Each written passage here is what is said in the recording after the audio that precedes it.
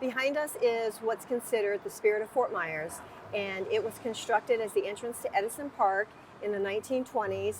And interestingly enough, that was during a big boom of construction, but also a lot of hurricanes occurred at that same time. And the developer made sure that even though the storms had destroyed so much of our city, that he stuck to what his promises were for the people that were moving into his community. And this was one of the symbols of the community and the symbols of resilience back then. And we hope that it will become a symbol of resilience for modern times after this storm.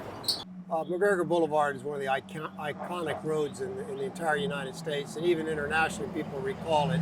It's the brand that people know they've been down McGregor. They all talk about the statue in the middle of the road, and she does symbolize a lot of what our Spirit of Fort Myers, Spirit of Southwest Florida is all about. The ultimate goal is to restore it to its original glory, exactly as it was previously.